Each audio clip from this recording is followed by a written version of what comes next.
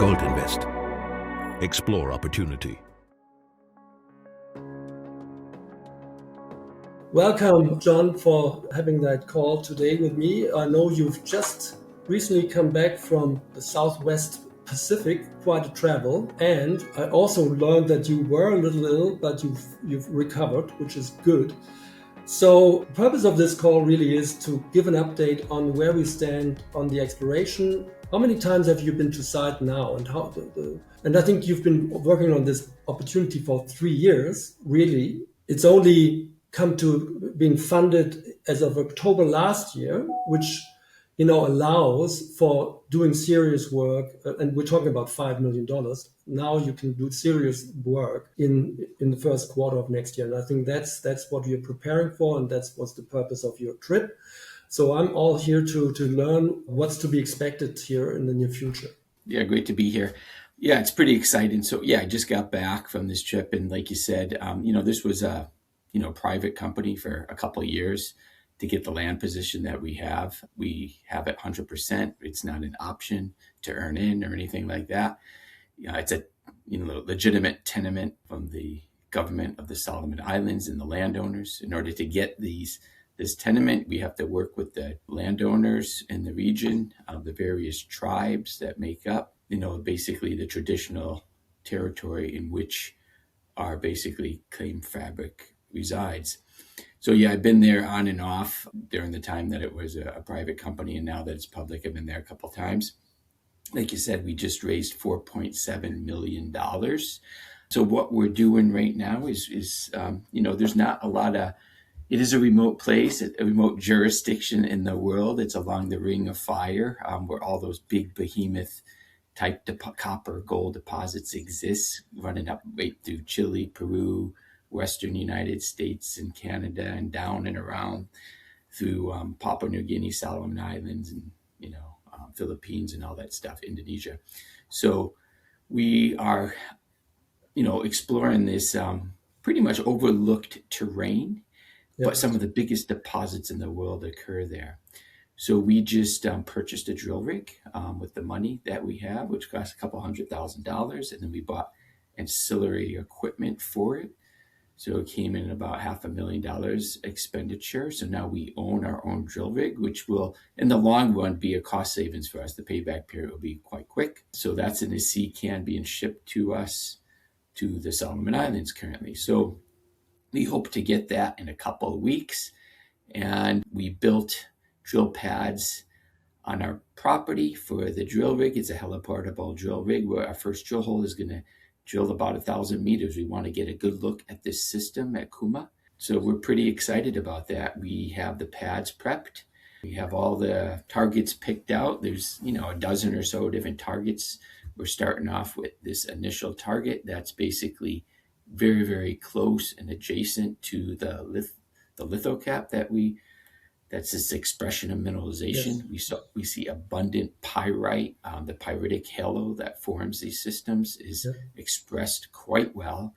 So there's all sorts of gossinous boulders and stuff in the streams full of pyrite, as you can see in our corporate presentation. Yes. So yeah, we're pretty excited to get the first drill hole in. Yeah.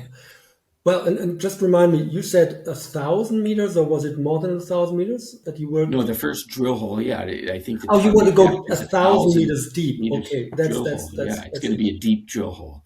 Okay, we're going to basically transact the whole system, so we can start putting together that model more appropriately, so we can refine our targets. It's a target in itself. It has a magnetotelluric signature, has all sorts of geochemistry related to it. There's multiple intrusions on this property, and which one is fertile, we don't really know, but we're going to start with where the expression of that. What I find fascinating is when you talk about this, you say you're feeling reminded as if you were back in the 1930s. I think why don't you explain that to our audience a little bit? Why does that remind you to a situation 100 years back? Yeah, absolutely. So yeah, when I first arrived on this property, when it was a private company, what it was so astounding, and you can see it in the pictures in the presentation, is there was boulder after boulder of highly mineralized material going all the way up up these streams. And so we followed that several kilometers to the source. It was like following breadcrumbs to the deposit where it is. It's definitely a mineralized deposit. It's not fully exposed because, the terrain is such that it's younger volcanics and intrusions. So we're talking about 1 to 6 million years old is this deposit compared to other systems that are 30 million, 40 and greater, right? So it's relatively recent type mineralization in terms of geology.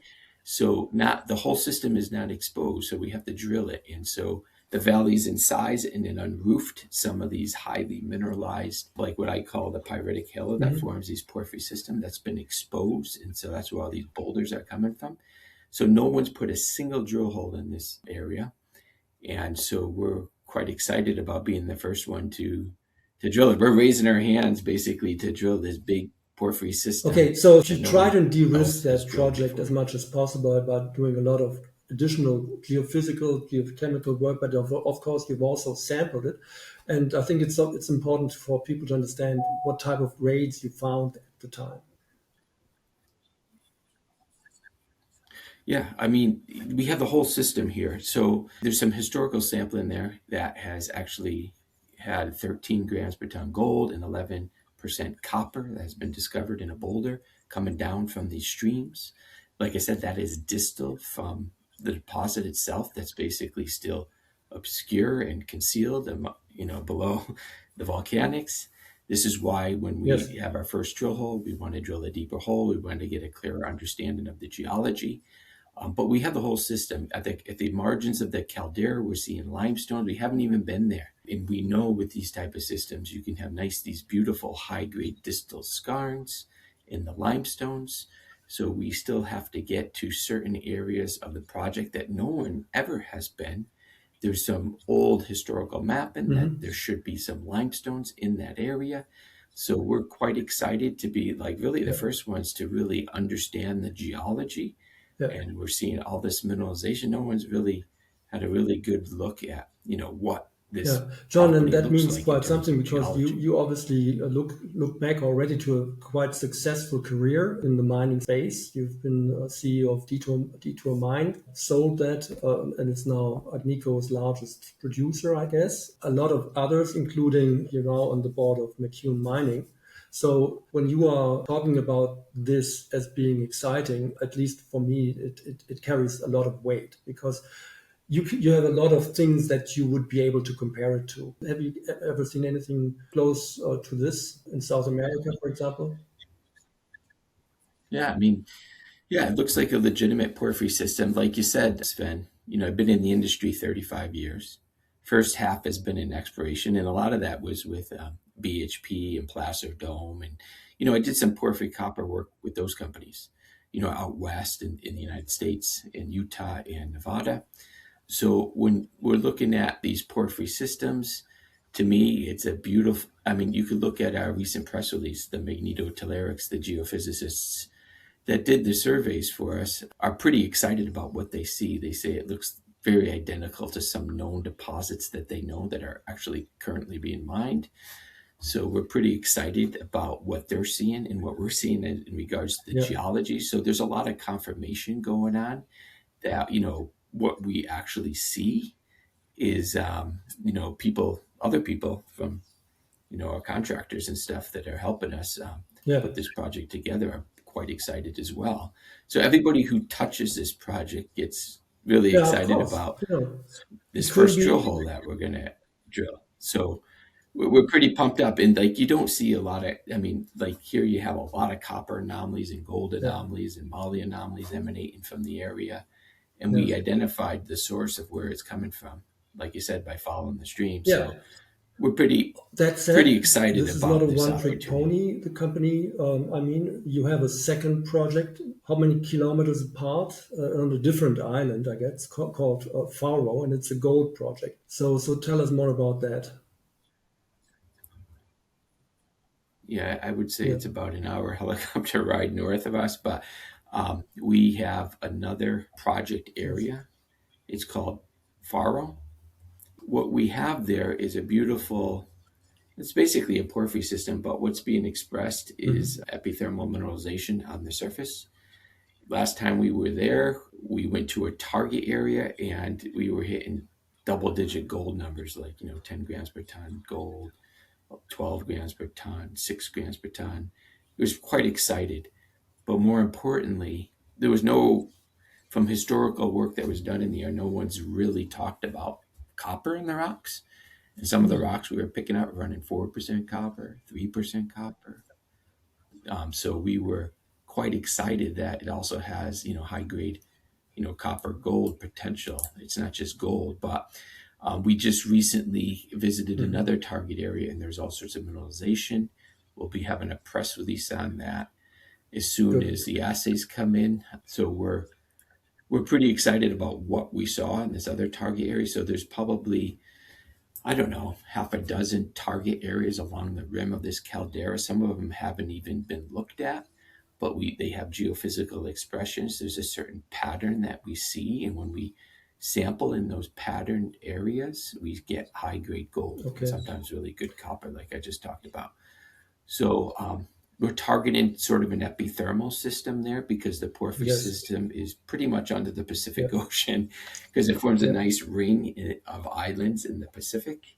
And so we're thinking about, this could be an ideal situation to build multiple pits along the margins of this. And I can only recommend to listeners to go to your website, have a look at the presentation. It's pretty impressive to see this, as you say, caldera, fringes of a collapsed volcano sticking out of the ocean. That's what it usually takes a lot of time to define. And here it's the water showing you the way. By the way, I think that's also a point.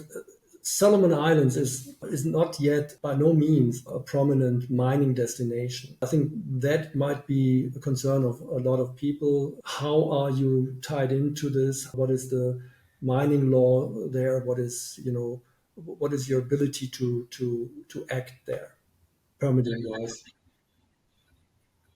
Yeah, they have a mining law that it goes back 1991, and they're updating it currently to put some more environmental standards. But we're going to be operating on Canadian standards, which will that far exceed the islands' standards, actually. So we're operating like we're in Canada. We're being very careful, and we're stewards of the land. We want to get the social privilege to explore there.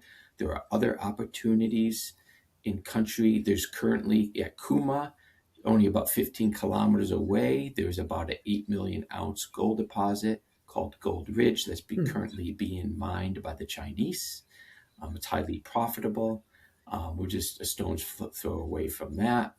And then along that trend, outside of the Solomon Islands, you have Lahare, which is 71 million ounces of gold, which is probably the largest gold deposit. I think it is the largest gold deposit in the world.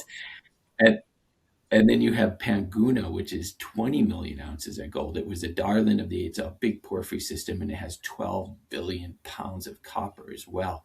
So we're talking about tier 1 copper and tier 1 gold, like tier 1 gold 4X and tier 1 copper, so we're looking for basically something similar to Panguna, where we want multi-million ounces of gold and some copper at Kuma.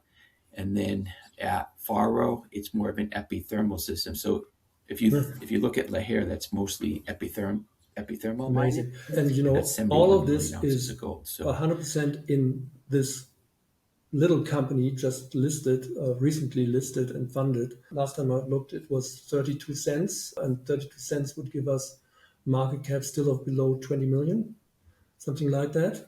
I have to look. But it's one of these opportunities that with one drill hole or a number of drill holes defining either Kuma or advancing Faro, this could be a very, I would say, call it an explosive situation. And that's what we as exploration investors are looking for. High risk, yes. On one hand, you consider it high risk. On the other hand, high reward. Or wouldn't you even go as far as saying it's still high risk? How would you define the risk? Yeah, I mean, it's no one's ever drilled a hole at Kuma. And we have all sorts of, mineralization on surface at Faro that are pretty impressive. So somewhat the risks are reduced because we're seeing all this mineralization. But like I said, at Kuma, there's not a single drill hole in the target. We want to be the first one to drill a hole in that area to see the source of this mineralization. And also to talk about, the share structure. Management owns like 50% of this company. So it's really, really tightly held. There's a lot of people that want to come in to it, and the shares aren't readily accessible at this point right now because people don't want to sell. No, very good, John. I can't wait for you to start the action in early next year. On the way, you are going to update the market about your findings on Faro, I guess, and with some assay results hopefully soon. And I really keep fingers crossed for us and for you as well that the results will meet your expectation, and then we'll see. I think this is one of these situations where everything can happen, where also I would imagine some of the majors are closely looking, and there is obviously movement in the area. Absolutely. We've had some significant interest from some of the majors, so they're watching us.